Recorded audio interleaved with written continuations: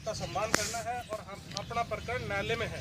हम लोग मुख्य न्यायाधीश यूपी, जो मुख्य न्यायाधीश है यूपी के, उनको लेटर लिखेंगे और जिस न्यायालय में अपने जमानत लगी हुई अनुभव जी को, उनको लेटर लिखेंगे, सच्चाई से अवगत कराएंगे, क्योंकि हम इतने लोग न तो कोर्ट में जा सकते हैं और न अपन कोर्ट के खिलाफ कोई एक्शन ले सकते। बिल्कुल, क्योंकि कोर्ट जो करेगा वो हमारे लिए सर्वोपरि है। बिल्कुल ठीक है, और अपने को चाहिए न्याय। दूसरी चीज, हम एसटीएफ को और उस पुलिस इंस्पेक्टर के खिलाफ हम क्रिमिनल केस ही दर्ज करेंगे।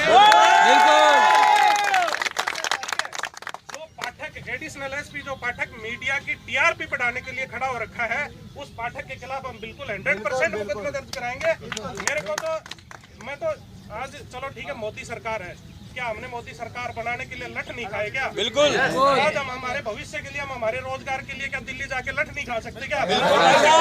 अरे नोटबंदी नहीं झेली क्या हम लोगों ने? इतने वो हम चीजें करते आ रहे हैं, तो हम हमारे भविष्य के लिए भी जाएंगे। हम 12 लाख लोगों के लिए भी हम दिल्ली भी जाएंगे, हम यूपी भी जाएंगे, और हमें जरूरत पड़ी तो हम भूखा भी रह सकते हैं हमारे, क्योंकि लगभग हम तो सिटी के ही हैं। बिल्कुल। चर्बी बढ़ गई, चर्बी तो कम होगी इससे। मैं भी वजन कम करने की सोच रहा था।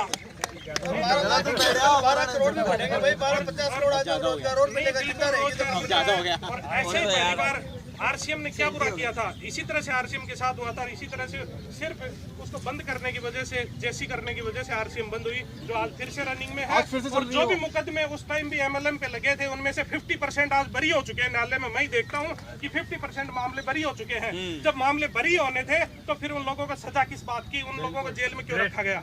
सीधी सी बात है, ये सिर्फ सरकारें करती हैं, किसी की रंजिश हो जाती है और किसी की कुछ हो जाती है। इसी तरह से वहाँ से भी ये रंजिश है, 100% रंजिश है कि पुलिस को पैसा नहीं पहुंचा। सीधी सी बात, पुलिस को पैसा नहीं पहुंचा, 90% इसके अलावा और कोई मामला नहीं है।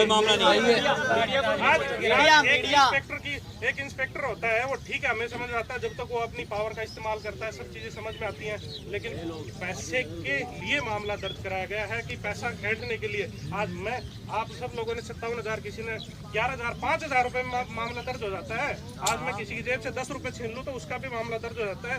तो मामला दर्ज कराना कोई बड़ी बात है? हमें न्याय मिलेगा, हमें न्याय, कोर्ट हमें न्याय देगा। लेकिन जिन लोगों ने एक्शन लिया है, जिन लोगों ने हमारे को आज रोड के ऊपर ला दिया ना, उस एसटीएफ के खिलाफ हम बिल्कुल एक्शन लेंगे। और हम जहाँ तक भी है, एक तो सब लोग यहाँ से लेटर लिख करके मुख्य सचिव को, मुख्य न्यायाधीश को और अपने जो जज साहब हैं जिनके यहाँ पे बेल लगी हुई है, उनको अपने को अवगत कराना है। बिल्कुल। ये लेटर अभी, अच्छा सर, आप इतने फैक्स करो पीएमओ में कि वहाँ कागज खत्म हो जाए। बहुत बढ़िया। इतने फैक्स करो कि कागज खत्म हो जाए वहाँ पे, उन लोगों को भी ये समझ में आए कि हाँ कहीं ना कहीं गलत हो रहा है। सोशल मीडिया के थ्रू नहीं कर सकते। अच्छा सर, एक चीज पूछनी थी मुझे, सर एक चीज पूछनी थी, ये कस्टडी कह रहे हैं तो क्या जरा समझाओगे क्या होता है ये? कस्टडी का मैं बता देता हूँ। हाँ। सब लोग है ना, देखो सुनो,